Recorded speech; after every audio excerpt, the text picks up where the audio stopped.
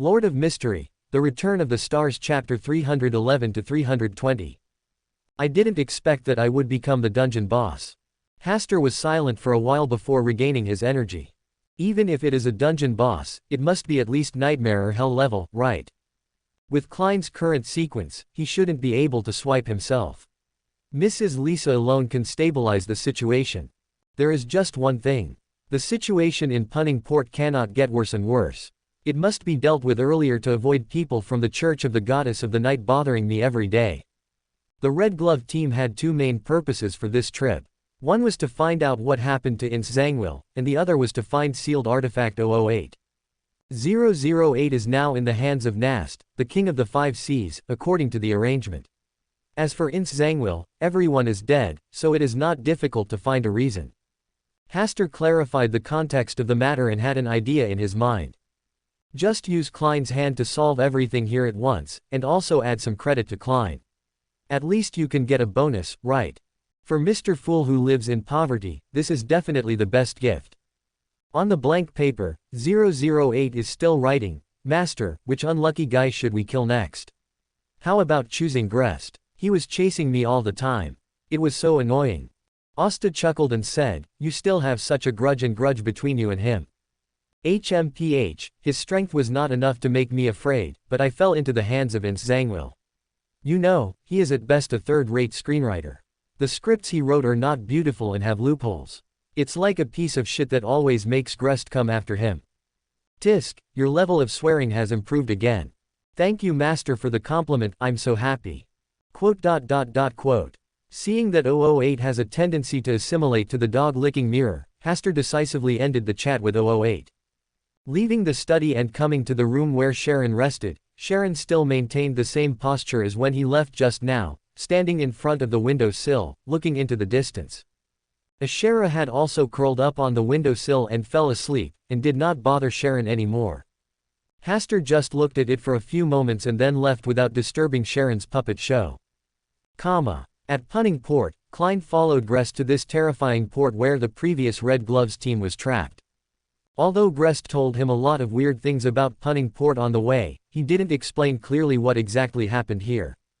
It just told him to be careful about coincidences and accidents, details that seemed easy to ignore. When someone approaches you on the ferry to chat and ask for directions, or when a vendor selling snacks and fruits passes by, you need to be extremely vigilant and think twice. In order to attract as little attention as possible, Grest and Klein disguised themselves as businessmen from the neighboring East Tucker County and wanted to come here to look for war business opportunities related to the southern continent. Klein is the boss, and Grest is the bodyguard who is strong, powerful and observant. When arriving in Punning Port for the first time, the first thing to do is to find a hotel where you can stay temporarily. In order not to be secretly arranged, Grest and Klein drew lots to select a hotel from several suitable hotels. Then they gave up their plan to live in this hotel and chose to rent a private house. The living conditions of private houses are poor, but the place is relatively spacious and there are fewer people coming and going, which is very suitable for them to enter and exit secretly for investigation. In the evening, Grest and Klein closed the doors and windows to discuss the results of today's investigation. I have not investigated the information left by the members of the previous Red Glove team. They may really be trapped somewhere and cannot move freely. Grest was the first to share his findings from today's investigation. After renting a room, he visited many shops and street stalls in the name of buying various daily necessities. Perhaps we should not use this as a breakthrough, but should go back to the original issue. Klein expressed his views carefully. You don't think we should just go looking for the trapped Red Gloves members? Klein nodded and said, well, we should continue to investigate further based on what they discovered during their previous investigation. He has rich experience in dealing with 008 and knows how to break 008's methods of arranging coincidences and accidents. First of all, you must not be led by the nose. Instead, you must always have your own opinion and focus on one thing to pursue it to the end, no matter how many changes you encounter during the investigation. Secondly, we must distinguish the beginning and end of the matter and do not reverse the order. Take this Punning Port incident as an example. The members of the Red Gloves team were trapped. This is not the real focus, nor is it the direction they should work hard to investigate. Why they were trapped is the focus. Finally, be careful. After listening to Klein's personal experience in silence, Grest said with emotion, "I am indeed lucky to choose you to handle this matter together this time." Klein just smiled. He was just scared of O8's ability to arrange scripts, so he thought about many possible ways to help.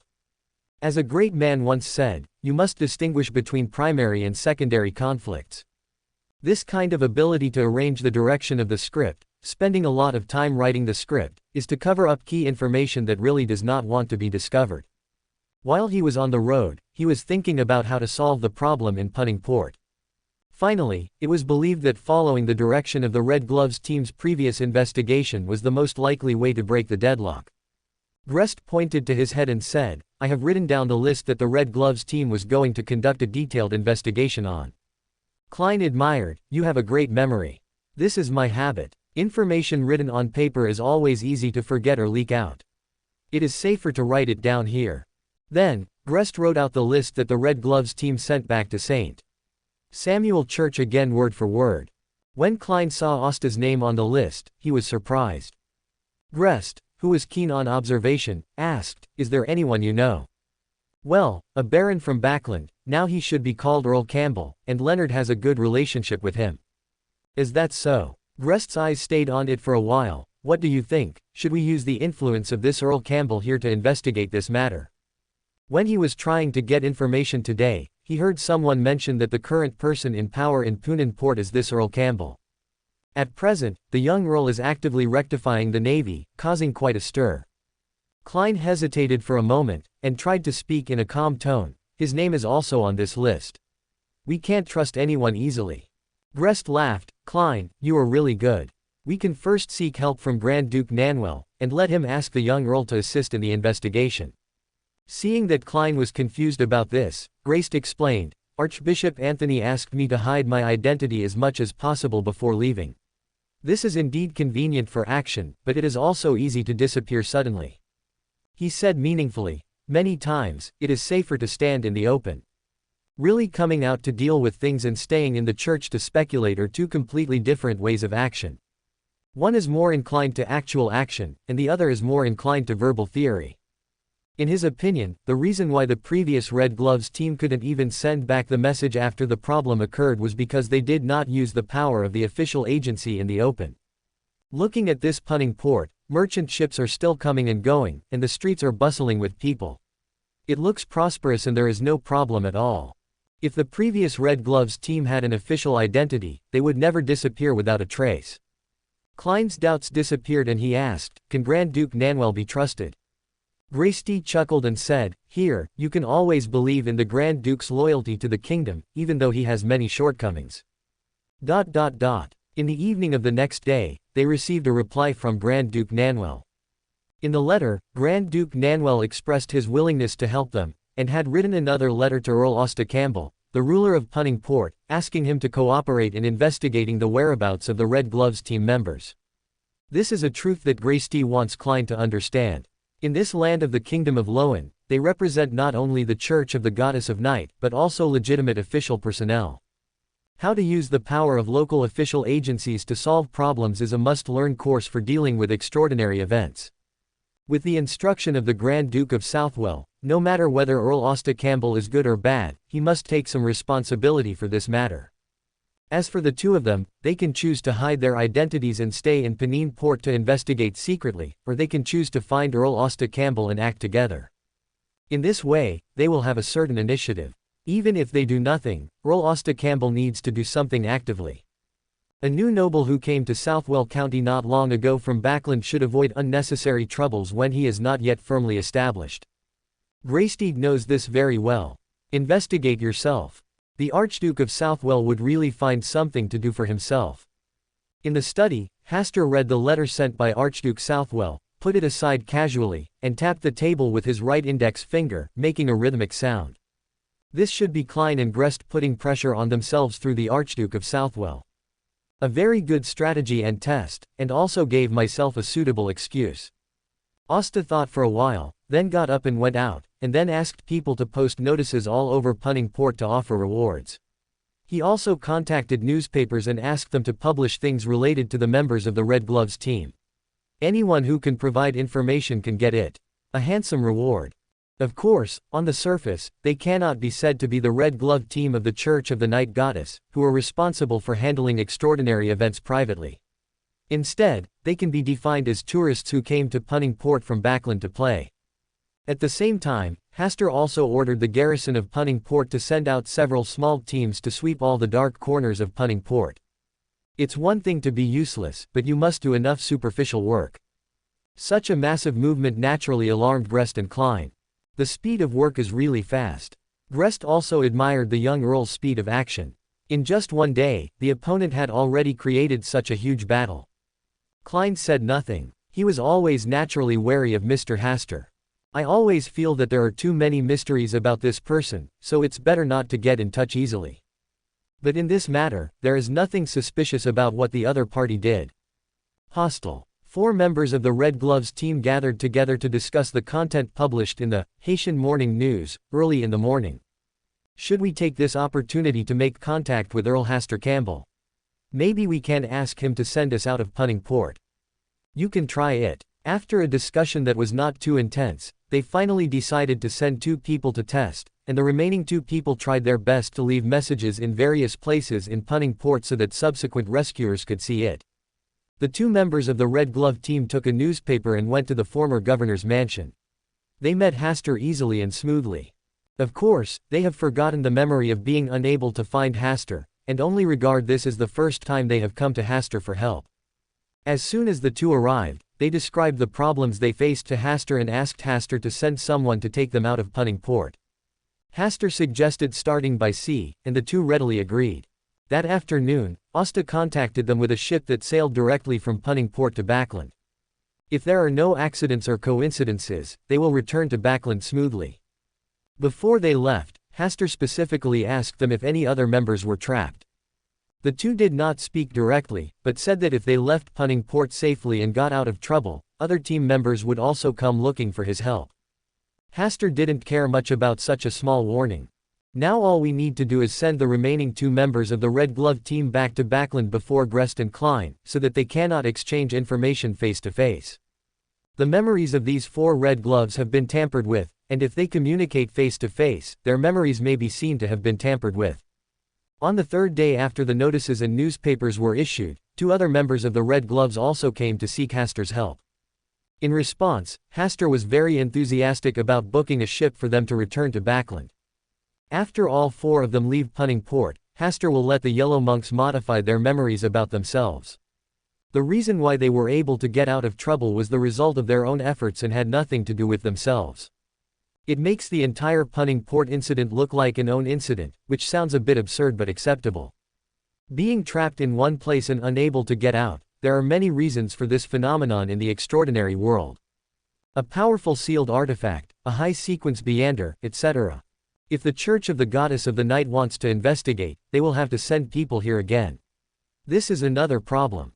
Before Grest and Klein could investigate any useful information, Hastur had already picked himself clean. The rest of the time is just waiting for their visit. Based on the speed, the first 2 members of the Red Glove team will arrive safely at Backland in a few days. After they return, the person in charge of Backland will definitely give Grest and Klein new instructions. In the sea, the Black Emperor sailed steadily on the rough sea.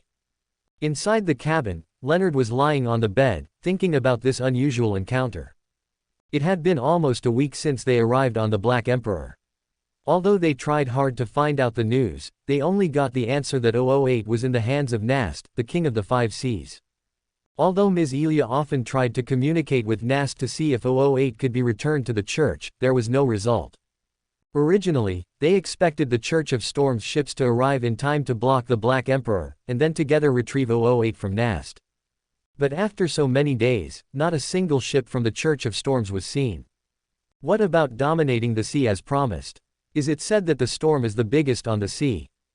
Without the cooperation of the Church of Storms, they would not be able to take 008 away from the Black Emperor. What Leonard found most strange was that Nast, the King of the 5 Seas, was too kind and friendly. He was the king of pirates. Facing 3 people who wanted to steal his treasures, he not only invited them on board but also treated them with courtesy. This almost made Leonard suspect that the King of the 5 Seas had ulterior motives towards Ms. Ilia. Compared to his anxiety, the old man was not anxious at all. He even said that it would be nice to be treated with courtesy all the way back to Backland. Dong dong. The door was knocked, interrupting Leonard's thoughts. He got out of bed and opened the door. There was another teammate outside, saying that Ms. Ilya had something to discuss and asked him to go over. When they arrived at Ms. Ilya's room, the doors and windows were closed. Ilya did not speak, but gave each of them a blank paper and a quill pen. This was their main way of communication during this period, generally used to discuss action plans. The people of the Storm Church have contacted me and said that tomorrow, they will have 3 ships to intercept the Black Emperor in the sea ahead, so we should wait for the opportunity to act. After writing, Ilya raised the paper and showed it to Leonard and the others. Is the news reliable? Leonard asked. Ilya nodded and did not write anything else on the paper. How do we cooperate? Another teammate wrote on the paper. Find the specific location of 008. Will he carry it with him? I have investigated and 008 is not on him. The captain's room and study are more likely. After discussing for a while, Leonard wrote on the paper, what if 008 is not on the Black Emperor? This is his long-standing guess. We have to try.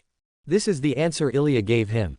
The next day came quickly, but the ship of the Storm Church did not appear on the sea as expected, and they were stood up. Nast talked to them for this, and then drove them off the Black Emperor on the grounds that they had bad intentions, and only gave them a barely usable boat. Fortunately, they are not too far from the coastline. After sailing for 2 days and 1 night, they can already see the towering lighthouse. On the boat, Leonard secretly glanced at Ms. Ilya, whose face was solemn and complicated, then retracted his gaze and sighed deeply in his heart. What is this? A trip to the sea? Nothing was accomplished except wasting time, and even whether 008 is really in the hands of the King of the Five Seas is not certain. It always feels like they are like a kite, being pulled by a line on the sea for a circle, and when others have enough fun, they cut the kite line and give them freedom. Coincidence and accident, their experience during this period looks like a scripted story written in advance. I was fooled around by 008, and I didn't have much feeling about it, but Ms. Ilya, who is known as the Eye of the Goddess, must have a complicated mood. As the boat approached the coastline, they finally saw the dock blocked by the mist. They returned to Backland, back to the place where they started. The old man was really foresighted. How did he know that the King of the Five Seas, Nast, would send him and his men back to Backland? Leonard sighed in his heart, and at the same time, he was also very glad that he could return to Backland alive this time. When they returned to St. Samuel Church, they learned that the Red Gloves team, who had stayed in Penine Port to investigate the trapped people, had also returned to Backland, arriving only 1 day earlier than them. The flying kite line. Leonard had a complicated expression on his face. It was really unpleasant to be manipulated at will like a kite. When he learned that Klein also went to Penine Port to rescue the Red Gloves team, Leonard's expression became even more exciting. Ms. Ilya was very angry and determined about this matter, and stated that she would go to Penine Port again to investigate what was hidden there. But this idea was stopped by Archbishop Anthony, who asked her to wait patiently for instructions from the quiet church. Welcome to Fanfic Audiobook, your go-to place for immersive audiobooks. If you enjoy the content, don't forget to like the video and subscribe to our channel for more amazing stories. Punning Port. Hasta, who had been waiting patiently, finally received a visit from Greston Klein. When he saw Klein, he had a delighted smile on his face. Mr. Klein, I didn't expect that we would meet in such a small port in South Wales. Earl Campbell, I didn't expect this to be your territory. You should call me Mr. Hasta, it sounds more pleasant. The two exchanged pleasantries for a while, and Hasta invited them to sit down and drink tea. Then he looked at Greston and asked, are you here for the notices and the news in the newspaper? The church asked me to thank Earl Campbell for his help this time. Without your intervention, they would not have been able to get out of trouble so quickly and return to Backland. Greston's words seemed to have meaning. Asta deliberately ignored the speculation in his words and said with a smile, I am only providing the help that I can. They are tourists who have come from Backland. They are also my hometown, so naturally they should do their best. Greston smiled and said, they are lucky to have met Earl Campbell. Asta also smiled and said, your arrival is also my luck, but it's a pity that Leonard is not here. He has returned to Backland. Oh, he left without even saying hello to me. Next time I return to Backland, I have to have a good chat with him. The three of them had a fairly harmonious conversation. After talking about business matters, Hasta naturally brought the topic to Klein. Mr. Klein, what is your current job? Assisting the church to handle some matters. I am considered a non-staff member of the church. I also work in a security company. Klein answered naturally. Yes, their Nighthawks team's superficial identity in Backland is still a security company. Asta nodded and pretended to ask unintentionally, you look more like a university teacher, with a bookish atmosphere. I always thought you were working in a certain university. I just hold a clerical job in a security company. I search for some information and process some documents on weekdays. Asta narrowed his eyes slightly and said, excuse me, may I ask, how much is the weekly salary of a civilian employee in a security company? £5 10 sol, 6 days a week, 4 days off a month, work is pretty easy. Klein answered this question very seriously, but added in his mind, to be precise, my weekly salary is exactly £12. This does not include the overtime expenses and some rental subsidies and work benefits. The total monthly income is close to 60 gold pounds, and with the year-end bonus, the annual salary can be close to 800 gold pounds. This was last month, and in a month or two, his salary level will continue to rise. Next year, he will have a weekly salary of at least 20 gold pounds, and his annual income is expected to exceed the 1,000 gold pound mark. With such an income, one can live a decent life even in a place with a high living standard like Backland. At least you can eat beef brisket and stewed potatoes every day and buy Melissa a small cake. Hey, why do you only have such a small weekly salary? Asta's slightly shocked words attracted the attention of Breston Klein. He explained, I have always been very optimistic about Mr. Klein and think he is fully qualified to win. Remuneration commensurate with his abilities. The most basic monthly salary should be more than 100 gold pounds. Hasta offered a salary that was far higher than Klein's weekly salary of £5 10 solars. Klein looked slightly stunned, a little dazed. This feeling of being favored by others was really weird. The monthly salary is 100 gold pounds, which is equivalent to twice his current salary. In Backland, jobs with an annual salary of more than 1,200 gold pounds are basically in financial industries such as banks. Is his work ability so valuable? Breast next to him smelled something different. Could this Count Campbell want to pry into the corner of their Church of the Goddess of the Night? Want to use a high salary to lure Klein into giving him a job? Sure enough, his worries came true the next moment.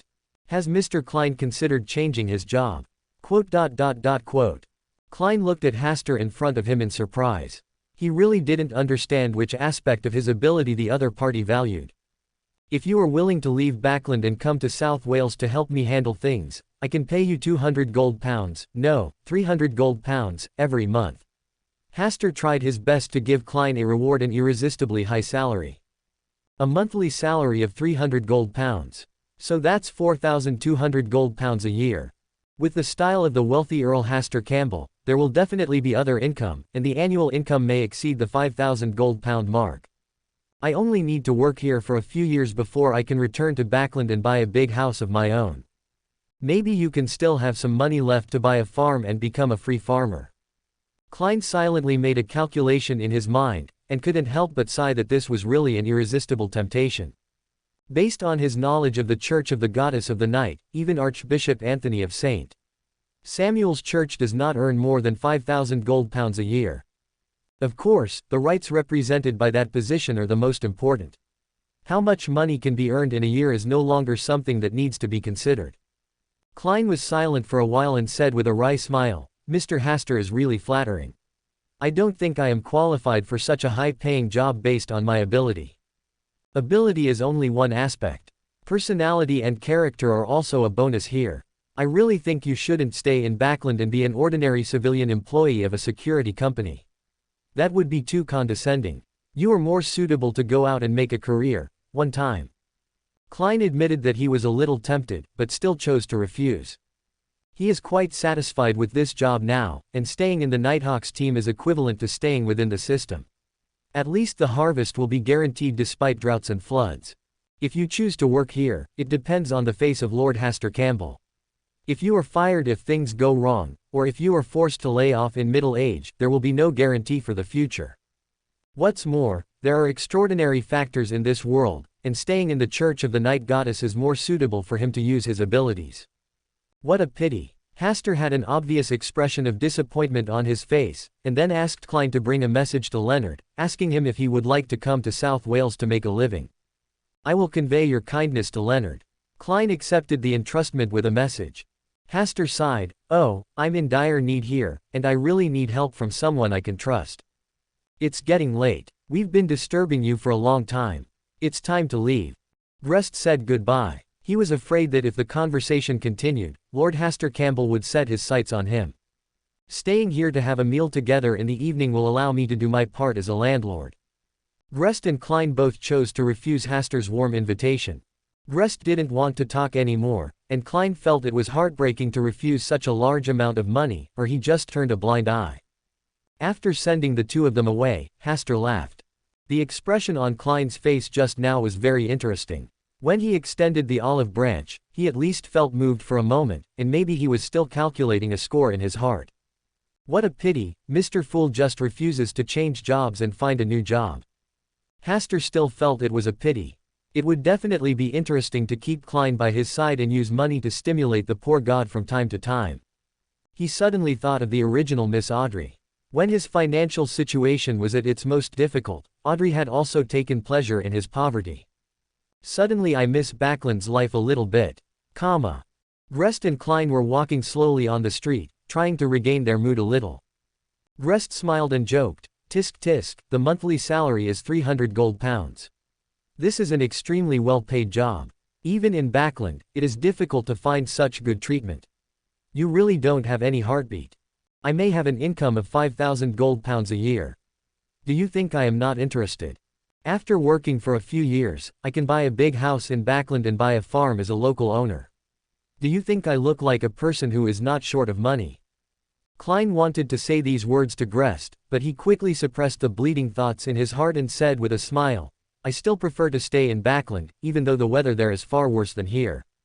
Grest laughed twice and said with a hint of fear, fortunately, you didn't agree to stay and work here, otherwise I wouldn't know how to explain it to the church. Klein thought for a while and said, perhaps you can suggest that the church give me a bigger salary increase. This will give me more resistance in the face of temptation. It's a very reasonable suggestion. I'll mention it to Archbishop Anthony when I get back. Can you not say it was me who suggested it? Of course, this is entirely my personal opinion. The two laughed and chatted for a while. When they returned to the door outside the residence, their footsteps suddenly stopped and they remembered another thing. After what happened today, how should they investigate this Earl Hasta Campbell? No matter in any aspect, they have no evidence that the other party may have problems, and without any substantial evidence, a count is still very valuable. After a while, Grest sighed and said, we can start investigating from other people first, if there are no problems with them. Well, that's actually a good idea. Klein also agreed with this course of action. Instead of taking the risk of investigating the ignorant Earl Hasta Campbell, it would be better to use the elimination method. When all possibilities are eliminated, the last one left must be the truth.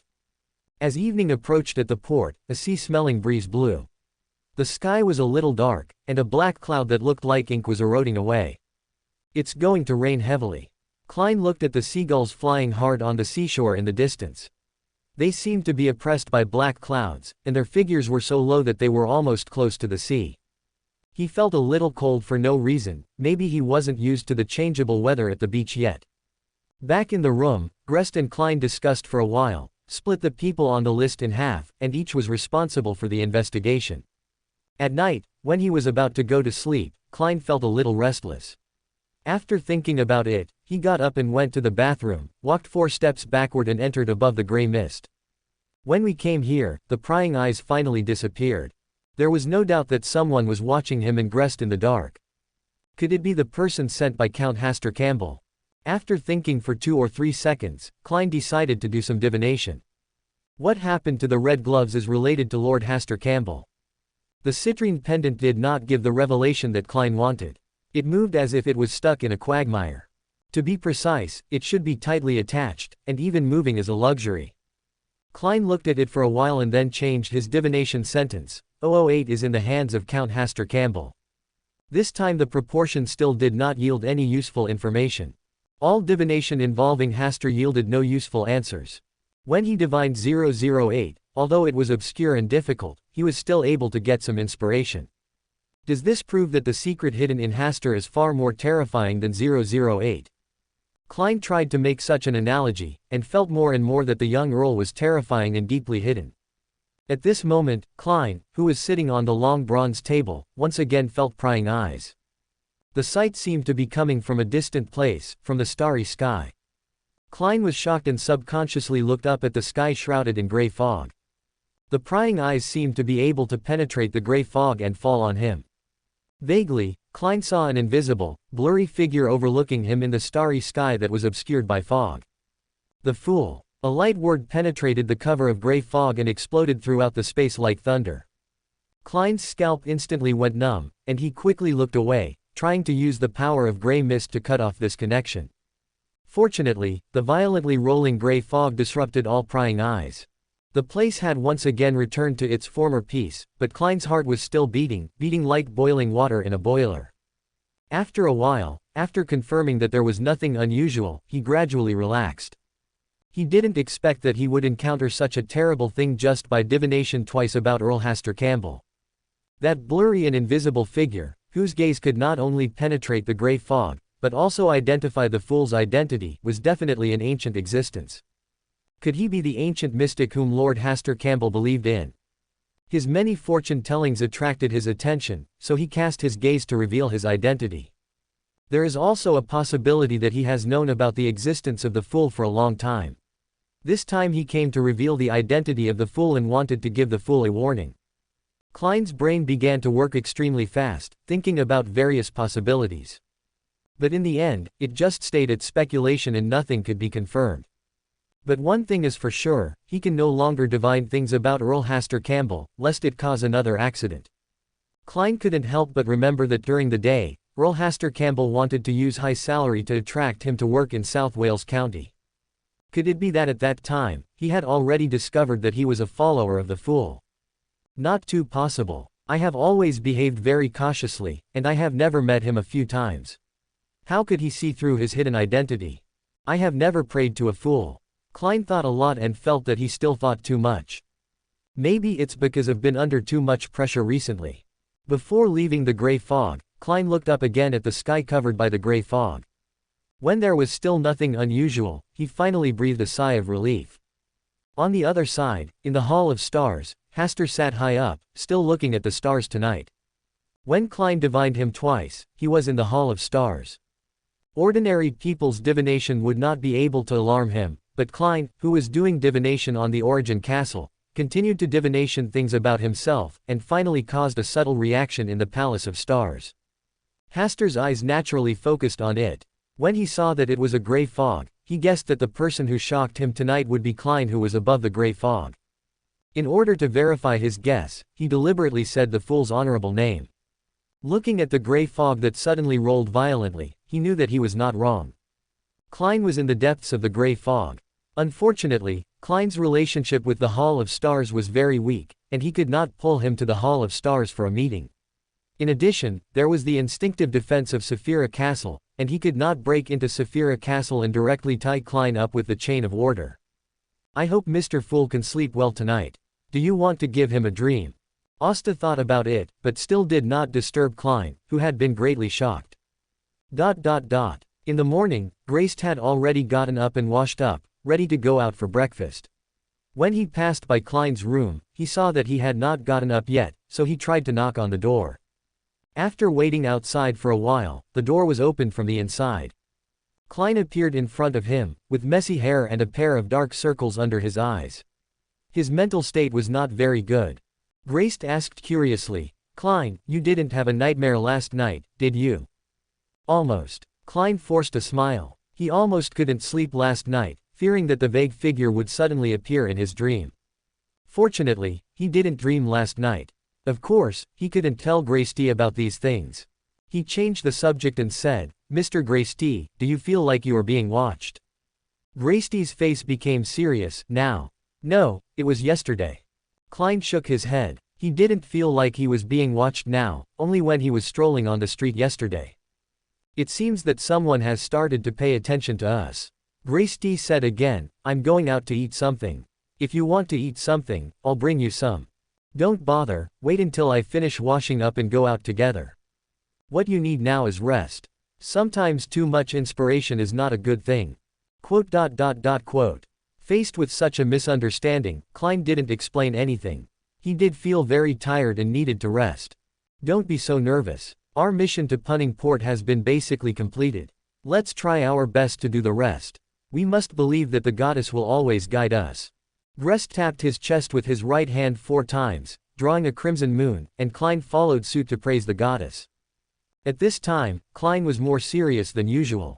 In the past, his praise of the goddess was somewhat formulaic and insincere. Now, he hoped that the goddess could really protect him.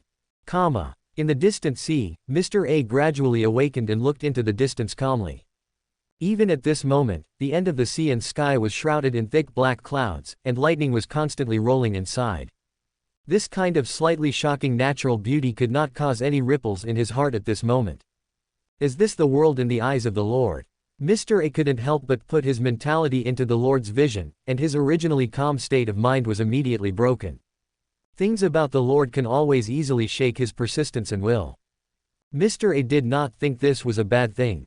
On the contrary, it was a proof of his devout belief in the Lord. The ship has deviated from its direction and is heading towards an unknown sea. Does it need to inform the Lord? Perhaps the great Lord has already noticed all this. Thinking that the Lord is on the ship with him at this moment, Mr. A feels relaxed and happy again. But when a familiar figure appeared at the end of the sea and sky, his whole body was trembling slightly, and a voice came out of his throat, Lord Ouroboros. The angel sitting under the Lord, the angel of destiny who truly serves the Lord, he actually appeared here. Is he here to welcome the Lord's return? Mr. A quickly cheered up, quickly tidied up his clothes, straightened his back, tried to suppress the trembling in his heart, and tried to show an indifferent expression. He had already thought of the first sentence he would say later, Lord Ouroboros, I will escort the Lord back to his kingdom of God. The dark clouds were rolling, and waves were rising on the sea. The originally gentle sea breeze became impatient and suppressed. Mr. A stood at the bow, and the sea breeze blew his clothes, and even his handsome features were blown a little sloppy by the wind. Looking at the figure getting closer and closer, his mouth was dry, his body was trembling slightly, and the courage he had forced was gradually blown away by the wind. He originally wanted to show off in front of Lord Ouroboros how much he was favored by the Lord now. But when the words came to his lips, they turned into, Hello Lord Ouroboros. While speaking, he bent his straight back uncontrollably. In front of a true angel like Lord Ouroboros, courage and bravery are too small. The sea breeze blew, approaching the ship, the tall and thin figure standing in the air. Even though his facial features were soft, his eyes did not reveal any hatred. But Mr. A suddenly felt a chill on the back of his neck, as if he was going to be beheaded in the next second. He didn't dare to look up to observe Lord Ouroboros's expression at the moment, so he could only bow his head respectfully without saying a word. After 2 or 3 seconds of silence, Ouroboros's wings fluttered gently, and a dozen strong winds surged around. The waves began to surge, the boat began to shake, and the black clouds gathering in the sky began to rain heavily. Mr. A was blown back 2 or 3 steps before he could barely stand firm. Lord Ouroboros came with anger today. Did he also want to kill himself, a traitor of the Aurora Society who was misunderstood? Mr. A was cold all over, and even his soul was almost frozen. In front of Lord Ouroboros, he had no chance of escaping. Fortunately, the expected death did not come, because the Lord he believed in came. The storm stopped at this moment, the sea surface returned to calm, and the dark clouds in the sky were torn open, revealing the orange-red light of the sunset. Looking at the figure standing behind Mr. A, who was as handsome as himself, Ouroboros slowly uttered a word, blasphemer. This voice exploded in Mr. A's mind like thunder. Blasphemer. Who is the blasphemer mentioned by Lord Ouroboros? Is it me? No, with a fragile creature like me, I can't arouse Lord Ouroboros' interest in even one more look. So, the existence referred to by this blasphemer is the Lord I have always believed in devoutly. Isn't Lord Ouroboros an angel serving the Lord? Can't he recognize that this is the incarnation of the Lord? If Lord Ouroboros is not wrong, then who is the Lord I have always believed in devoutly? Although waves of storms were rising in his mind, Mr. A still didn't dare to look up, but crawled on the ground, his face full of confusion. After a while, he closed his eyes and chanted the Lord's name as if he had grabbed a life-saving straw. I am a god, how can I blaspheme God? Hasta calmly looked at Ouroboros, who was flapping his wings of white light. Ever since he saw Ouroboros leave the side of the real creator, he knew that Ouroboros would find this place sooner or later. Mr. A is a believer of the real creator, and it is not difficult to lock his location. So how to face Ouroboros? Hasta has also made several calculations in the Hall of Stars. Although today's meeting is a bit fast, it is not surprising. Destruction is the Lord's greatest mercy to you. Ouroboros, wearing a simple linen robe, chose to land on the bow and stood not far in front of Mr. A. He did not look at Hasta from a condescending attitude. Even if he is the angel of destiny sitting under the Lord, he cannot look at a god from a bird's eye view. I will go directly to the kingdom of God along this sea route. Are you going to accompany me? Hasta did not care about Ouroboros' threatening words at all. Go together. Ouroboros glanced at Mr. A, who was lying on the ground and chanting the Lord's name in a daze. He is a qualified believer. Mr. A, who was originally lying on the deck, full of despair and confusion, suddenly felt a huge surge of joy and warmth in his heart when he heard this praise. He wanted to cry for no reason. Ignorance, stupidity. Ouroboros retracted his gaze on Mr. A and gave an evaluation. Hasta chuckled and said, faith in the heart and sincerity are far more important than anything else. The Lord still understands me. Mr. A's body twitched slightly. He really wanted to lie at the Lord's feet and use tears to describe his feelings at the moment. Ouroboros did not say anything else, nor did he choose to take action. He just stared at Hasta, as if he wanted to see what kind of soul was hidden in this container. Taking action was not his purpose this time. The oracle from the Lord did not ask him to take action, but only asked him to see which mysterious being had the container. Seeing that Ouroboros had no intention of taking action, Hasta was too lazy to confront him here, so he let Mr. A take care of the aftermath. He walked back into the cabin, lay back in the coffin, and then his consciousness returned to the Hall of Stars.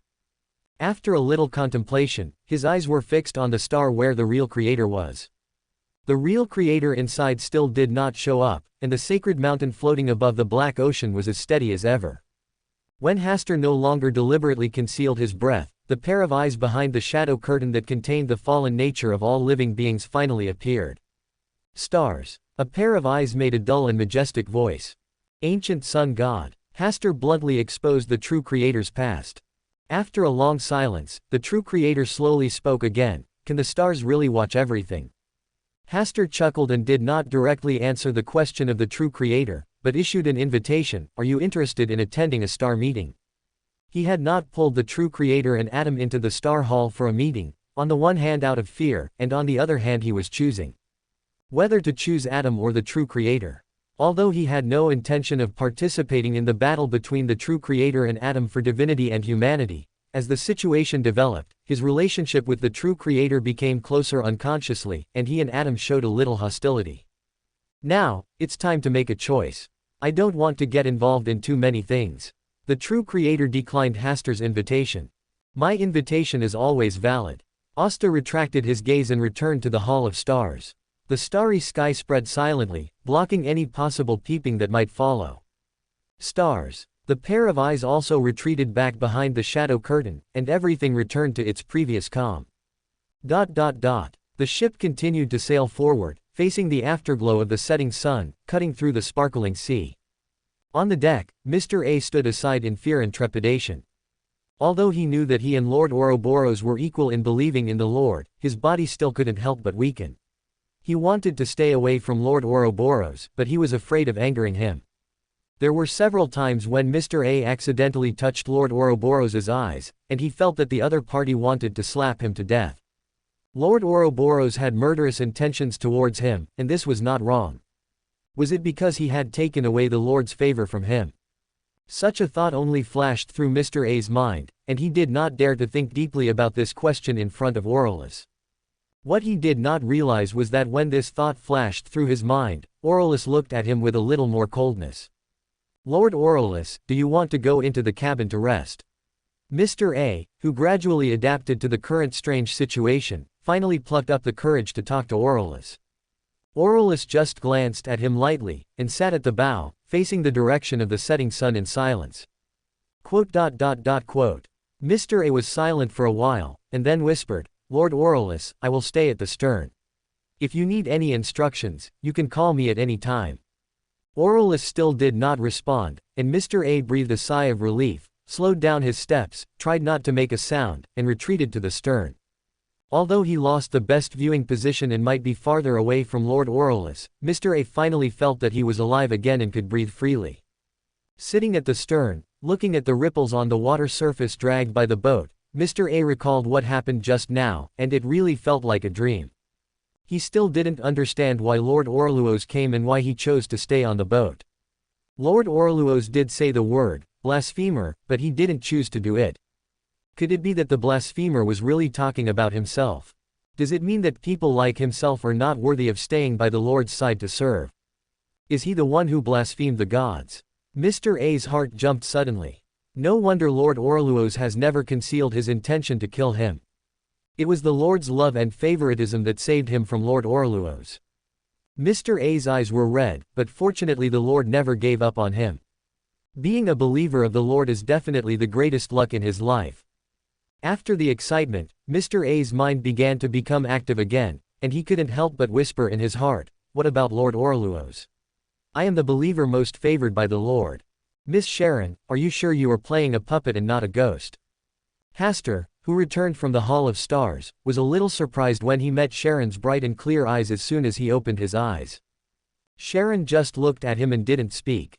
Seeing that there was nothing wrong with him, she slowly retracted her gaze and turned to look out the window. Just now, about 20 minutes ago, Hasta was holding a Shara and openly discussing how to interfere with his puppet performance in front of him. Suddenly his face changed slightly, and he said that he still had something to deal with, so he put a Shara on his shoulders and returned to his room. She was a little worried, so she took a Shara to Hasta's room, only to see Hasta lying on the bed sleeping soundly. Although she didn't know why, she still stayed here quietly and didn't let anyone disturb her. Hasta lay on his side on the bed and did not get up immediately. It was not until a Shara climbed onto the bed and wanted to sleep on his chest that he lifted a Shara up, got out of bed, put on her shoes, and walked to Sharon. Marich has been writing to me recently to complain, saying that he wants to leave Backland and come here. He also said that he wants to be a naval captain. Sharon did not speak and still maintained her puppet performance. Hasta had become accustomed to her current situation and continued to speak. "I plan to go to sea in a while to practice as a soldier. There are many pirates wandering around here and committing crimes. We should also establish some prestige, otherwise as the current situation becomes turbulent, they will take the initiative to harass the fishing villages and ports along the coast, and we need to scare them first." Quote. The Red Glove team of the Church of the Night Goddess has returned to Backland. Currently, there are only 2 people left here trying to investigate something. They may also investigate your matter. While I'm away, this little guy will be taken care of by you. Feed him up to 2 small dried fishes a day. A too monotonous diet is not conducive to his growth and development. It's best to eat some vegetables. Meow. Ashera, who had been listening honestly, quickly ran out of Hasta's arms when she heard that her dried fish was about to be confiscated. "Would you like to play a little treasure hunt game?" Sharon's eyes moved slightly, and she followed Hasta out of the door. The 2 of them silently observed Ashera's behavior of secretly hiding the dried fish. Ashera, who was afraid of being hungry, was hiding some small dried fish that she had not eaten on weekdays in various hidden corners, hoping to use these small dried fish as food reserves. "Remember to confiscate it while I'm away." Sharon's eyes lit up slightly. The sea, which is approaching May, always brings waves of humid sea breeze. Thunder explodes in the sky, and countless water droplets drip from the sky like an unbearable harsh curse. Heavy rain disturbed the dusty ground and muddy roads in the past, making many idle people prefer to stay at home. After being soaked in the rain for a long time outside, with their trousers covered in mud, Grust and Klein finally returned to their rented residence. They looked at each other's embarrassed appearance soaked by the heavy rain, smiled knowingly, put on a set of clean and fresh clothes, and went to a free study room, closing the doors and windows to prevent possible eavesdropping. "How's the progress over there?" "It's much more troublesome than expected." "It's the same here." Grust and Klein looked at each other and fell silent. They thought they could find the correct answer by elimination, but the process was more tortuous than they thought. There are 35 people on the list to be investigated. Excluding Earl Hasta Campbell, there are still 34 people left. They are responsible for investigating 17 people respectively. Half a week has passed, but they have only investigated the third person separately. Each of these people under investigation has a rich and colorful experience, and there are also many suspicious things about them. This forced them to investigate deeply, but after spending many days investigating, they found that it was just a minor problem. This made Klein feel that when playing a game, the game author deliberately stuffed a lot of things into the game that seemed useful but were actually useless in order to extend the player's gaming time. It looks very rich, but it is useless to play, which greatly prolongs the time for players to conquer the final boss. Take the two people he has investigated so far. One is said to be a member of a cult organization. He behaves very abnormally on weekdays. When Ince Zangwill arrived at Punning Port, he happened to disappear. People also called the police. The second one was a captain of a fishing boat in the distant sea. When Ince Zangwill came to Punning Port, he also happened to come back from the sea. It is said that while fishing, he brought back a precious item from the depths of the seabed.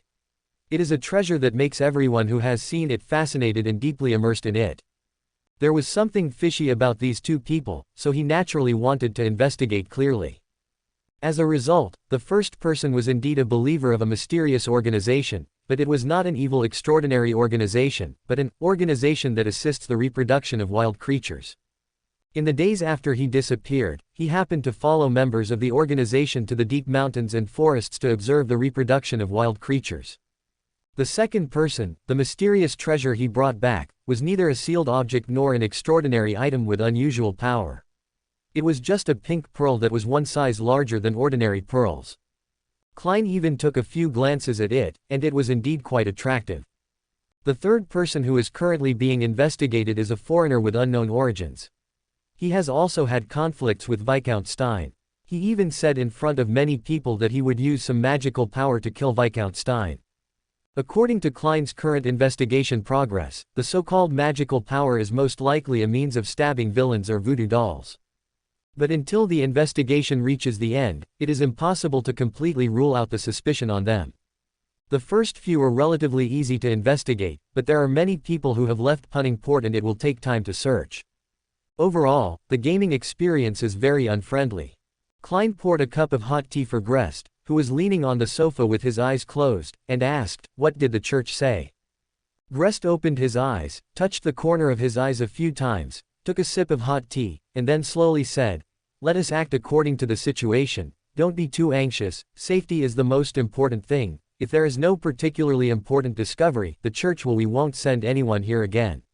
Extraordinary incidents have occurred in many places recently and we are in great need of manpower."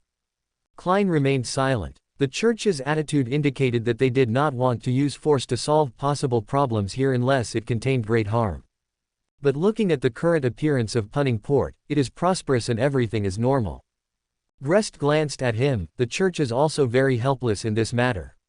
It is impossible for them to use all their limited power on the investigation, and it is impossible for every matter to be solved perfectly. As long as if nothing happens, you can just turn a blind eye. Klein was puzzled. With the importance of sealed artifact 008, isn't it worthy of the church's attention? Grest sighed, put the hot tea on his knees, and said with a wry smile, "You know that Ms. Eyes of the goddess Ilia, who led Leonard and others to investigate this matter last time, is an extraordinary person of the highest order." Klein shook his head. He didn't know Ms. Ilia very well.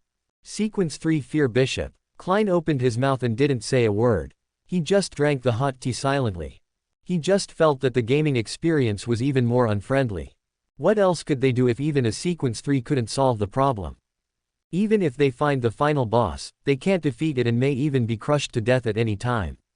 How can I play this crappy game without nerfing the boss? Above the gray fog, the weekly tarot meeting was held again. Sitting at the top of the table and looking around at the tarot club members who came for the meeting below, Klein was in a pretty good mood. Only here, when you appear as Mr. Fool, can you get a complete and comfortable gaming experience.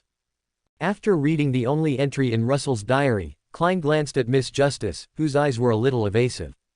If I remember correctly, Miss Justice has only turned in one Russell diary in the past 3 weeks. This production is seriously insufficient. Although the Russell diary she handed over in the past was seriously watered down, it was still a large amount of information. After reading it, there was always some gain. But now, there is no chance for entertainment. But as Mr. Fool, he can't hit Miss Justice for this kind of thing. He can only give her a look and let her experience it for herself. Ah, Mr. Fool, are you blaming me for not turning in Russell's diary recently? Miss Justice felt a little panicked as she felt the special care from Mr. Fool. It's not that she doesn't want to hand in Russell's diary, it's just that she hasn't been able to find a new one recently. Mr. Haster's side was now far away in South Wales, and she was too embarrassed to bother him about this matter. In order not to reveal her identity, she could not quietly entrust Zio and 4C to help collect them, and could only search for them silently by herself. After reading Russell's diary, it's time for free trading and conversation. Little Son was still talking about his experiences and gains in that dilapidated temple, and then started arguing with Mr. Moon, who was obviously missing a point in his IQ. The others turned into people who wanted to eat melons, and occasionally brought up a few topics for the two of them to continue arguing. One has the historical heritage inherited from Silver City, and the other is a vampire family that has lived a long life. The descriptions in some historical stories and myths and legends can always make the people who eat melons gain a lot. When they had reached the point where they were arguing, the others started to talk about the topic they were arguing about. Regarding such an honest situation, Mr. Fool said that it was not bad. He also likes to listen to Little Son telling some distant historical secrets. Some time ago, 3 ships of the Storm Church were sunk in the waters near the Rosyth Islands. Alger spoke solemnly, describing what happened on the sea during this period. I received the news relatively late at sea. It happened about 10 days ago. The Church of Storms was furious. Next, there will be a storm on the sea. When Alger said this, worry and fear flashed in his eyes. Only the insiders of the Church of Storms know how angry the Church of Storms is this time. 10 days ago, the ships of the Church of Storms, could they be the reinforcements from the Church of Storms that went to support Leonard and the others, but gave up in the end? Klein's heart moved slightly, thinking of Leonard's letter a few days ago, which contained a rough story of their adventure at sea. Due to the absence of reinforcements from the Church of Storms, they were kicked off the Black Emperor of the King of the Five Seas and returned to Backland. Leonard also mocked the Church of Storms for its incompetence. Now it seems that the Church of Storms is really not to blame. Audrey blinked and asked curiously, isn't the Church of Storms the master of the sea? Who has the ability to target them? The newly emerged uncrowned king on the sea is more terrifying than the original 4 pirate kings, and he hates storms even more. Alger's face looked a little strange. He had once traveled with the uncrowned king. It was only recently that he learned that the mysterious young man who appeared next to him was actually the uncrowned king who was currently in the limelight on the sea. Many pirates heard about his brilliant deeds, and their behavior became increasingly extreme, and they seemed to have a tendency to establish their own country. This is not groundless news. Many pirates are singing about the heroic deeds of the uncrowned king and dreaming of establishing a free kingdom belonging to pirates. Is there any unknown secret here? The person asking was 4C, who is good at eating melons and making up stories. Alkin shook his head and said, I don't know. This matter is considered taboo within the church. Only the archbishop and others are qualified to read any information related to the uncrowned king. Could it be that the uncrowned king is the illegitimate son of the Pope of the Church of Storms or someone high-ranking? This was the first conjecture that came to 4C's mind. In many novels and stories, the private lives of important people were always inappropriate, which led to plots in which many illegitimate children returned for revenge. Audrey said sincerely, the sea is really scary. She couldn't help but think of Mr. Haster. He was stationed at the coastal defense line in South Wales. Would he have to face such a terrifying existence as the uncrowned king in the future? After thinking for a moment, she looked at Alger, raised her voice slightly and said, Mr. Hanged Man, I want to know the general movements of the pirates in the future, mainly things related to South Wales. This is a long-term mission, and I will reward you accordingly based on the value of the intelligence you provide. I can pay 500 gold pounds for this in advance. Pay 500 gold pounds in advance. 4C's eyes widened slightly. Her annual remuneration may not be this amount. Alger was also shocked, but he gradually got used to Miss Justice's behavior of throwing money at people. I will help you pay attention to this aspect. After Alger finished speaking, he added, there is an incident recently that may be related to South Wales County. Audrey suddenly became focused. There is a relatively famous pirate group entrenched on Damier Island, called the Dark Hand Pirate Group.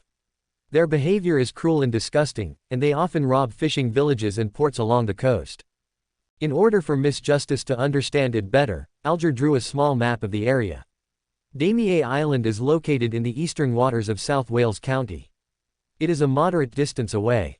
There are pirate groups plundering passing merchant ships nearby all year round. I heard that it's because a powerful man from Backland recently came to Punning Port in South Wales and is training and rectifying the navy. The nearby pirate group is afraid that he will really train a qualified navy, so they have a secret hand. A pirate group is about to attack the port of South Wales. This news was circulated among the pirates, and most pirates did not take it seriously, thinking that the navy in South Wales was a bunch of softies no matter how well trained it was. But Alger didn't think so. In this turbulent era, anyone who tried to change something was worthy of attention. He also didn't expect that he could exchange this news for a huge reward. It turned out to be because of that Earl Hasta Campbell. Klein, who had been listening, now concentrated and began to think about this matter. He is currently in Punning Port. If a pirate group really happens to harm the coastal areas, he will definitely reveal the news in advance so that Count Hasta Campbell can be prepared. Audrey said with a solemn tone, do you know the approximate time of the pirate group's attack? It won't take more than half a month. Mr. Hanged Man, your news is very important to me. This 500 gold pounds is the reward you deserve. Audrey approved the deal. The 500 gold pounds in exchange for this news seemed too expensive, but for her, it was really a good idea for her to use 500 gold pounds to know in advance the pirate group's intention to attack the coastal areas of South Wales. It's such a good deal. Miss Justice, maybe this news is important to you, but to me, it is not worth the 500 gold pounds. I only need half of it, and I will pay for the other half with other news. This is a long-term business, and Alger doesn't want to take advantage of Miss Justice too much, even though he knows that the other party may not take 500 gold pounds seriously. Moreover, next he needs Miss Justice to help him find out some decisions made by the top leaders of the Lowen Kingdom. He couldn't afford such a high consultation fee, so it was more cost-effective to leave a good impression on all the Tarot Club members. Sure enough, Alger received the admiring looks of Little Sun and 4C. And even the eyes of that annoying vampire showed some recognition. Such a look made Alger straighten his back slightly, with an expression on his face that was exactly what it should be. Audrey smiled and said, Mr. Hanged Man, happy cooperation. Backland, the home of Earl Hall.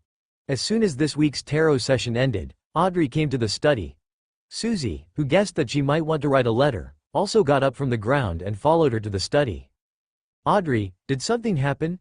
Susie noticed that Audrey was acting a little impatient today, and she was walking much faster than usual just now. Well, I just learned some important information and need to tell Mr. Hester in time. As Audrey said this, she laid out the pen and paper, sat down at the desk and started writing. I don't know if there's enough time. Audrey was a little worried about the speed of letter delivery. It usually took about 5 days to send letters from Backland to South Wales. The time Mr. Hanged Man mentioned was within half a month at the latest. Seeing that Audrey was really anxious this time, Susie lay quietly at her feet and did not disturb her again. Punning Port. Klein, who had just taken care of his bulging belly from the bathroom, was also thinking about the pirate group's attack on the nearby coastal areas. The main reason is that it is difficult to solve the problem of source of information. After all, he is a night watcher of the Church of the Goddess of the Night, and he has nothing to do with the pirates. How could he know about the pirate group's attack? After thinking for a while, his expression became strange. Do I really need to tell Count Hasta Campbell about the pirate group's attack?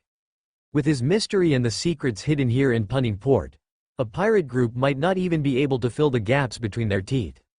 But what if the pirate group didn't come to attack Punning Port? Klein began to worry again. He still couldn't be a bystander. You don't have to tell Lord Hasta Campbell, you just need to spread the news. Klein made a decision in his mind and his steps became much brisker. On the other side, Hasta is training the Navy in Punning Port. After nearly a month of training, most of the Navy's physical fitness has improved significantly, and their energy and spirit have gradually gained some edge that belongs to soldiers. Now all that's left is the baptism of blood. Lead them out to see the blood tonight. Asta looked to the east of the sea. According to reliable information, there are pirates on Demir Island east of Punning Port all year round. The nearby merchant ships would rather take a long detour than pass by there. There are pirates at home, let alone other places. He still prefers a cleaner doorway, at night, around 10 o'clock. Hasta asked someone to blow the assembly call, and then selected 1,000 naval personnel to drive a total of 1 large warship, 3 medium-sized warships, and 10 small warships. Originally, the Navy at Punning Port had about 1,800 people. After layoffs and recruitment, Asta expanded the number to 2,000. The night was deep and dark, with only a slight breeze. Meow. Ashera curled up in Sharon's arms, looking at the sea shrouded in darkness. It is rarely separated from its owner, but it doesn't like riding in boats. Sharon stroked Azishera's black hair, looked at the sea in the distance for a while, and then whispered a few words into Azishera's ear. Azishera's eyes widened, and she immediately broke away from her arms and ran to change the dried fish she had hidden to a new hiding place. It's time to start a new round of treasure hunt. The corners of Sharon's lips were slightly raised, and she silently stared at Azishara, who was busy hiding the dried fish.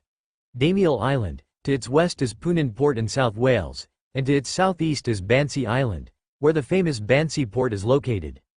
Asta stood at the bow and observed the movements on the sea with his naked eyes.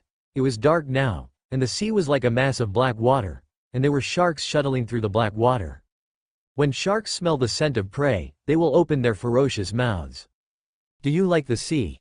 Asta suddenly spoke, and the 2 adjutants standing beside him were stunned for a long time. One of them laughed dryly and said, "There is no such thing as liking or not liking.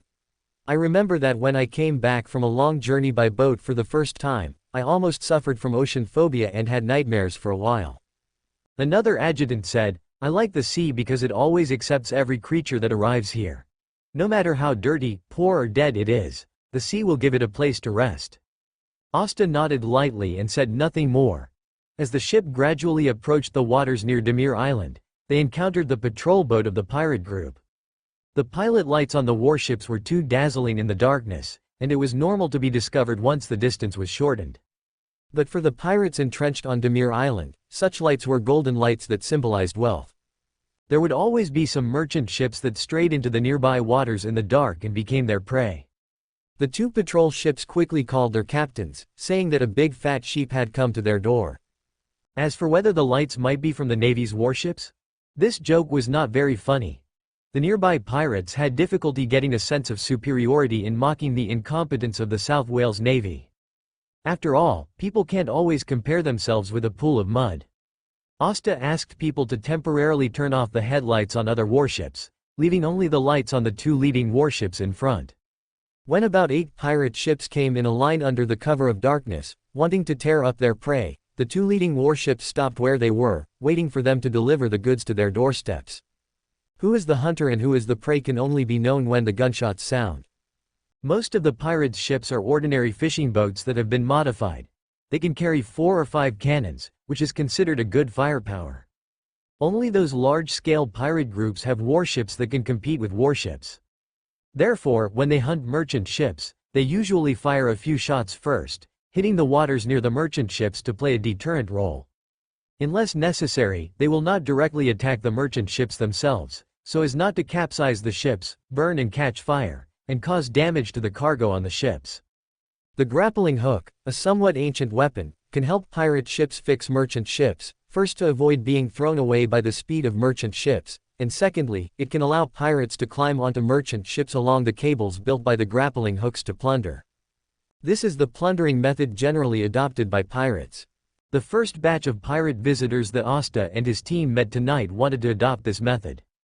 The Navy on the ship had already lined up with guns and guarded their combat positions according to the combat methods of daily exercises. Just waiting for a gunshot. About a few minutes later, several rounds of neat gunshots were heard.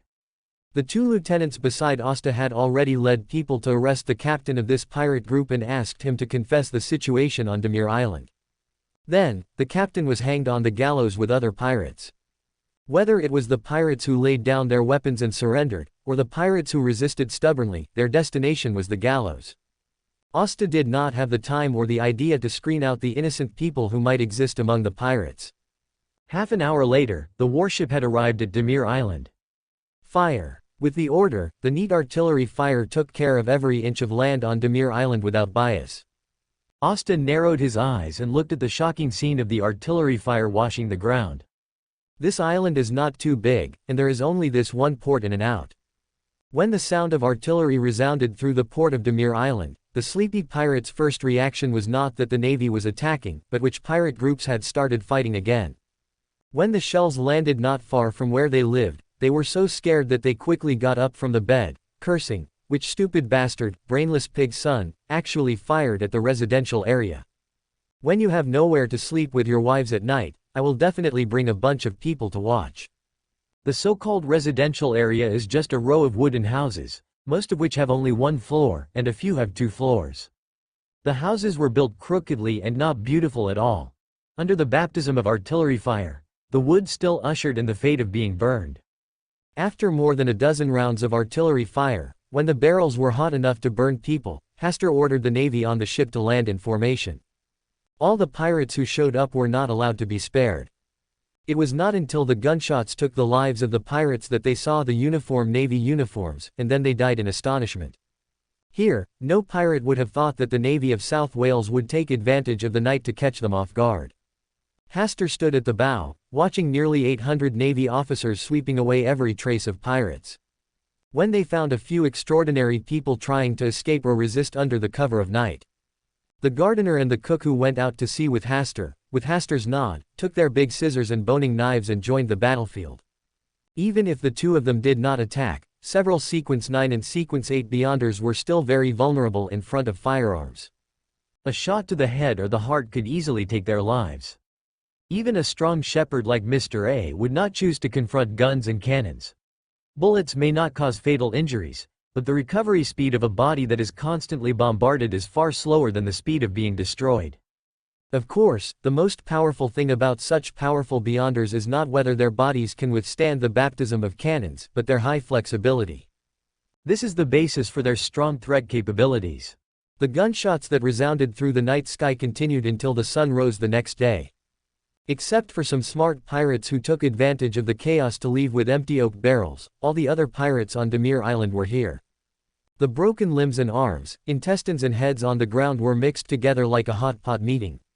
The strong smell of blood was more obvious when the sun rose, making people feel sick and want to vomit. Last night, the navy that swept the pirates like a god descended to earth. At least half of them were vomiting, and 1/3 of them had secretly vomited, leaving only a few people with pale faces, trying to remain calm. There was no way. The power of artillery was far less than that of guns, and under its ravages, there were not many intact corpses left. Some pirates who surrendered early were also shocked by the bloody scene. Among those corpses, many people had just had fun drinking with them last night, but now they had completely turned into cold corpses, and some could not even preserve their complete corpses. In order to survive, they knelt on the ground and kept begging Asta, who had the highest status, for mercy, with all kinds of words of begging. In response, Asta said calmly, "Take them on board." The pirates who thought they had a lucky chance to save their lives were grateful, and some even shed tears and cried with joy. When they got on the ship and saw the bodies of the pirates hanged, panic and fear began to spread. But under the aiming of a row of black gun barrels, despite their constant cursing, crying and begging for mercy, they all turned into hanging corpses in the end. It's not that Asta wanted to emulate the predecessor, Grand Duke Nanwell, but at this time, it is necessary to give the increasingly rampant pirates a little shock, and at the same time boost morale and confidence. No matter how powerful the pirates are, they are still one head and 2 arms.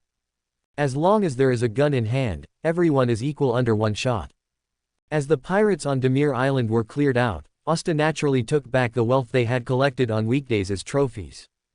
During this period, the gardener who washed the big scissors came to Asta and said that he had caught the leader of the Dark Hand Pirates, a Sequence 7 navigator. What else can be done? Hang him on the gallows as well, and then put his body in the front, which should also give a Sequence 7 pirate leader some face.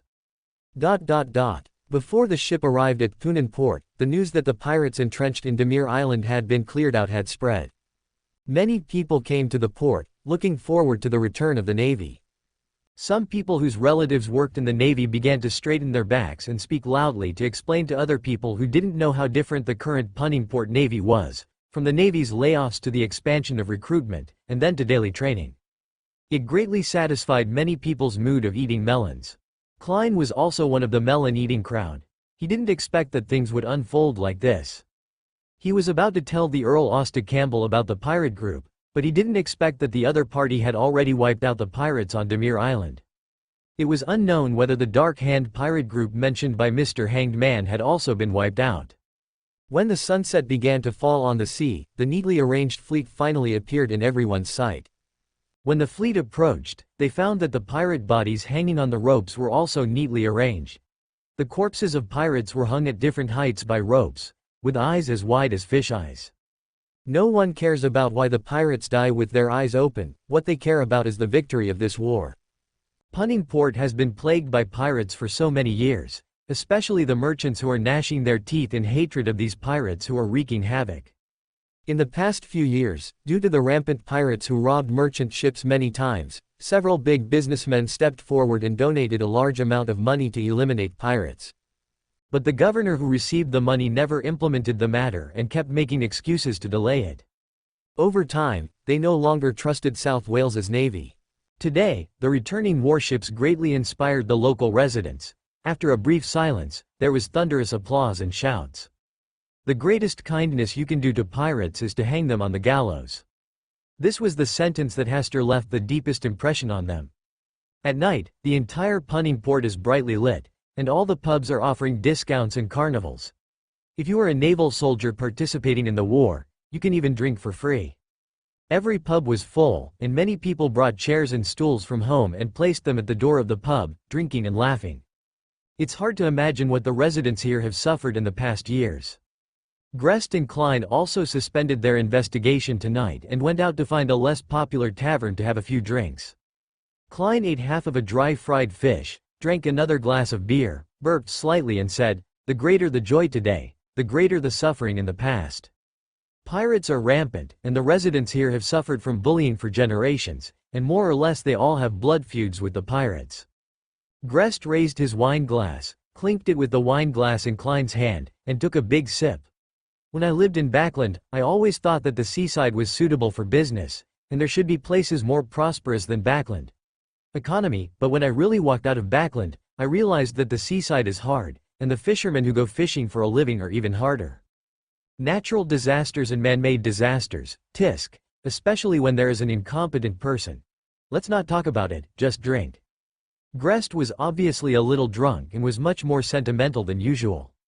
Klein shook his head and sighed, then turned to look at the lively scene in the tavern where people were singing passionately and laughing happily. It was almost 10 o'clock, and the tavern was still bustling with people, and Klein had no intention of staying up all night with them. His wallet didn't allow it. Even if he split it evenly with Grest, he spent £1.09 solely in this tavern in a few hours. This is a 50% discount at the pub tonight. Klein stood up and put on the black coat he had just taken off, and half-supported Grest back to his residence. While walking on the street, I heard a voice coming from behind me. "Mr. Klein, I didn't expect to meet here." Klein subconsciously glanced back and saw that the person greeting him was Asta. Grest, who was already a little drunk, was completely awake at this moment. He raised his head with a stern look, a bit wary. "Earl Campbell, why are you here? I just finished drinking from the military camp and was thinking of taking a walk on the street, and I happened to meet you." Asta explained, then smiled. "This is not a formal occasion, so there is no need to be so respectful. Mr. Hasta, he has only been in South Wales for 3 months, and he is able to train a navy capable of fighting pirates. It is really not easy." The person who spoke was Grest. At this moment, he was no longer supported by Klein. His figure was stable, tall and unyielding. Hasta said calmly, "The king has high hopes for me and asked me to come here just to solve the coastal defense problem in South Wales." He glanced at Klein and Grest, who were in high spirits again, smiled and pointed to a pub that was still open on the side of the street, and invited them to have a drink together. Klein, who had already drank a lot, originally wanted to refuse, but Grest agreed before him, so he could only follow him to the tavern. There was a square wine table with several side dishes to go with the wine. The other empty seats were filled with wine, half of which was taken by Grest and the other half by Hasta, who asked the tavern owner to take it. Klein sat between Hasta and Grest. He always felt that tonight's drinking party was a bit unusual. Sure enough, before he had even taken a few bites of the wine and appetizers, Grest invited Hasta to drink several glasses of wine in succession, saying that Hasta was young and promising, was well organized in the Navy, and had done great work in pacifying the pirates. This posture made Klein silently move his position back a little to avoid being involved. He is an average drinker and will occasionally drink with Benson at home, usually just 1 or 2 drinks. He has participated in several drinking parties at work, but he never drinks too much, let alone heavy drinking. If he drinks like Grest, he will definitely have a headache tomorrow. Extraordinary people are stronger than ordinary people, but that doesn't mean they're better at drinking. Originally, Klein thought he could avoid it, but after Grest and Hasta drank to a certain level, they teamed up to drag him into the drinking room. In the end, he was dizzy and didn't know how much he drank. In order not to get drunk, Klein repeatedly went to the bathroom to wash his face to sober up his stomach, and only walked out of the bathroom after the alcohol had subsided a little. In response, Hasta said with a smile, "Mr. Klein seems to be very fond of bathrooms." Such words made Klein's heart beat slightly, and for a moment he couldn't tell whether Hasta was teasing or seeing something. Grest also smiled and said, "The bathroom is a good place. When middle-aged men are upset, they like to hide in there to be clean." Having said this, he looked at Klein up and down and said, "I believe that Klein definitely did not secretly induce vomiting in the bathroom." Hasta also looked at Klein and said with a smile, "The bathroom is indeed very quiet. One can hide in it and do a lot of things secretly." In order not to make Klein suspicious, Hasta deliberately made these words ambiguous. Grest burst out laughing and winked at Klein, his eyes full of teasing. Klein smiled and said nothing. He really didn't want to talk about this topic, even though he liked the bathroom very much. After all, the bathroom is equivalent to Mr. Fool's kingdom of God on earth. When Klein woke up, it was already the afternoon of the next day. He first rubbed his aching head a few times, and then took stock of his surroundings. "Fortunately, this is my room. My clothes were intact and I felt no pain anywhere else on my body." When his thoughts came here, Klein was stunned for a while, and in the end he could only blame Russell for such thoughts. If he hadn't read too many Russell's diaries, he wouldn't be so knowledgeable about the special hobbies of the nobles. "It seemed like we were talking about the bathroom last night?" Klein shook his head, which was still a little dizzy, and carefully thought about what happened last night. Fortunately, he didn't say anything he shouldn't have said.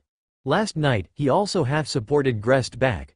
When he came back, he went to the bathroom to take a bath, then smiled silly in the mirror for a long time, and finally lay down on the bed to sleep.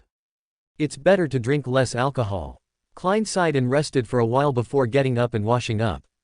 What he didn't expect was that Grest had woken up early and was sitting on the sofa in the living room, drinking coffee, reading the newspaper with his legs crossed, and thoughtfully preparing a fish soup for him. When Klein came back after washing up, he finally couldn't help but ask him if he was so drunk last night that he could hardly walk. Why was he so energetic today? "Drinking can ruin things, so I never let myself get drunk." The same goes for Earl Campbell. He was still very energetic last night. "So I'm the only one who's drunk?" Klein didn't want to speak and sat silently drinking the still warm milky white fish soup. After Klein finished drinking the fish soup and became completely awake, Grest closed the newspaper in his hand and said solemnly, "We will return to Backland tomorrow."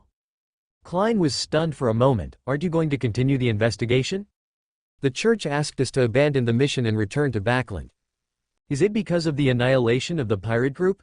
"There are other reasons as well. Backland has been unsettled recently and needs manpower." Klein didn't say anything else. Grest stood up and said as if joking, "Relax, at least we are still alive. Nothing is luckier than being alive." What exactly happened over at Backland? Klein was a little worried about Benson and Melissa. It said a powerful evil spirit appeared. Evil spirit? The news that came was not too detailed, but for the church to pay so much attention to it proves that the evil spirit is not simple. Klein nodded. "Let's buy a boat ticket later."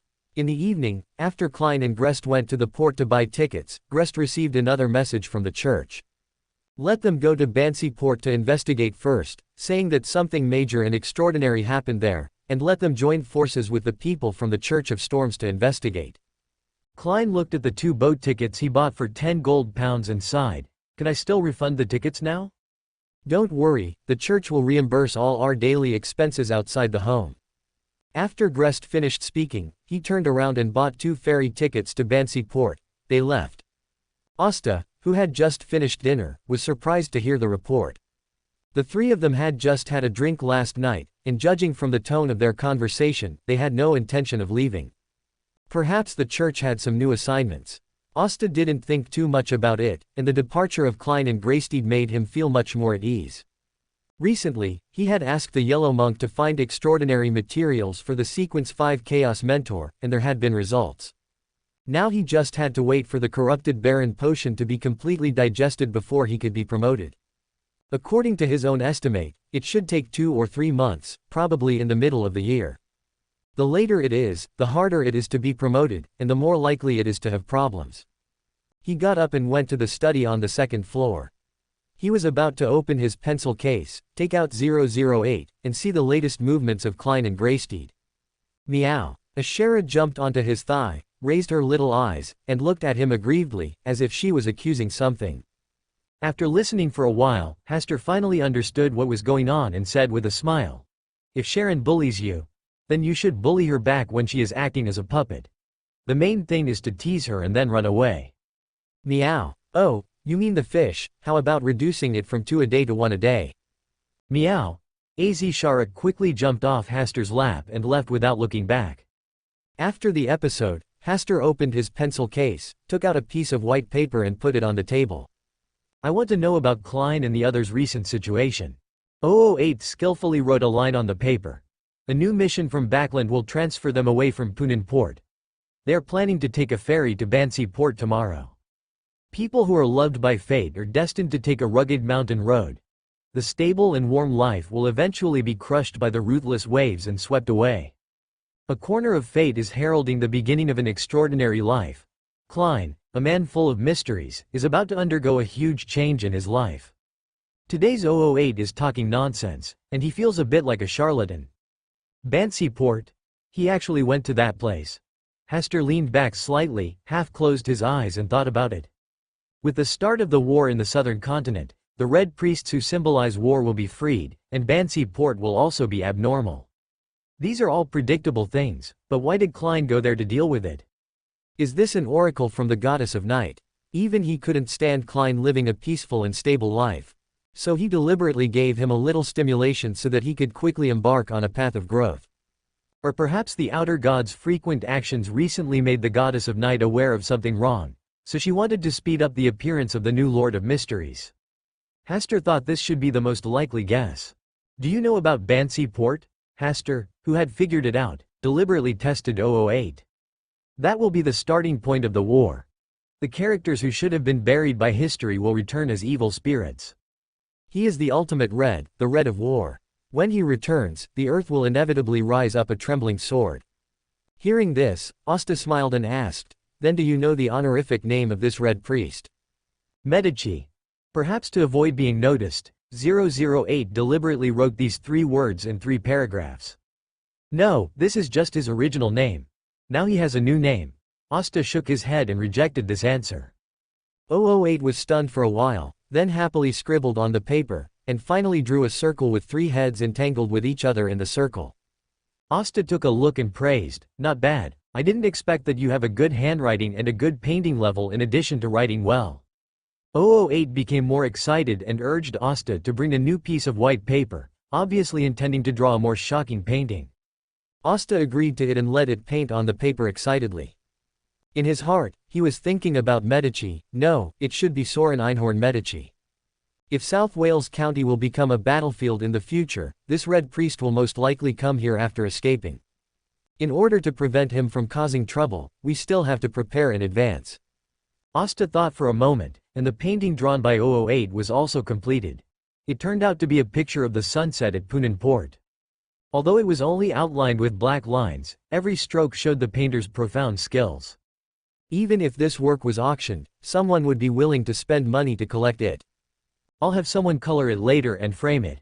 Hearing this, 008 hurriedly blackened this painting, and then slowly started to write on a new piece of paper again. Obviously, this time 008 was going to use real skills. Asta just smiled and admired 008's painting. If you really compare, 008's painting level is far better than his. 20 minutes later, 008 finished the new painting.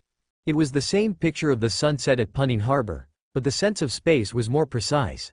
As for the overall light and dark tones, this required later color adjustment. 008 asked to find a good painter to color this painting for it. Asta would naturally not refuse such a small request. After it's done, hang this painting in the study. Master, you are so kind, woo woo woo.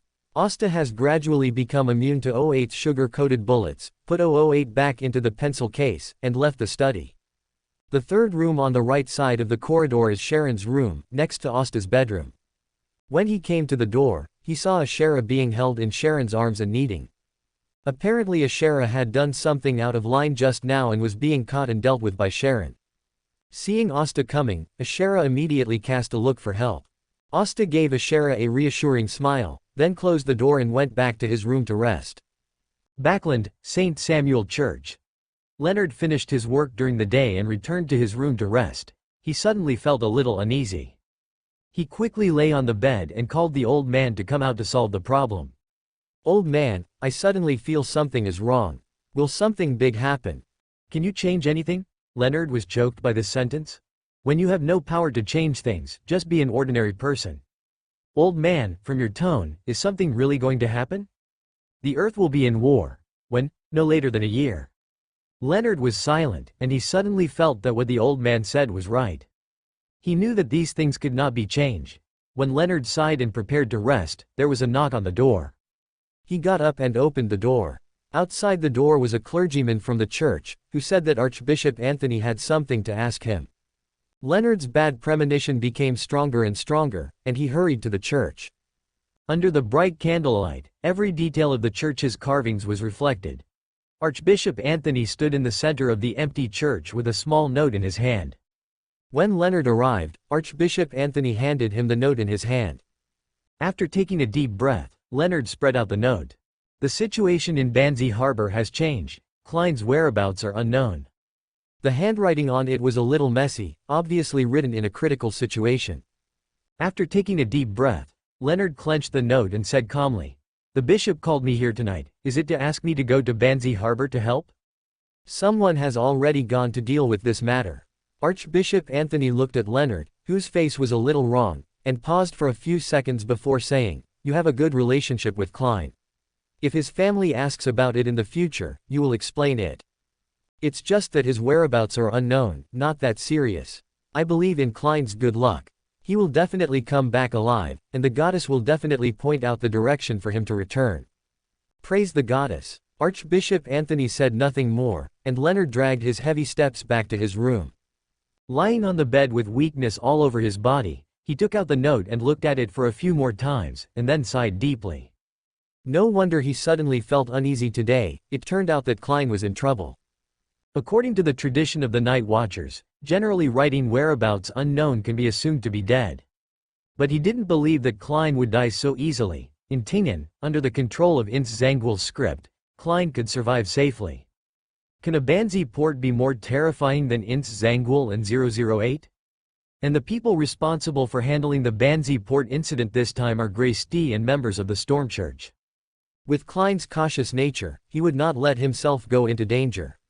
This situation must have happened because of other accidents. Old man, I want to go to Banzi port. It's best to stay away at this stage. Leonard's expression moved slightly. Is there really a great danger there? Hee, do you think you can change anything? Leonard was completely silent. The old man always said this sentence, but he didn't care. Now he really understood how heavy this sentence was. For more thrilling fanfiction stories like this, check out my channel Fanfic Audiobook. Dive into epic adventures, mysterious realms, and legendary journeys brought to life through immersive storytelling. Don't forget to like, share, and subscribe for more amazing audiobooks.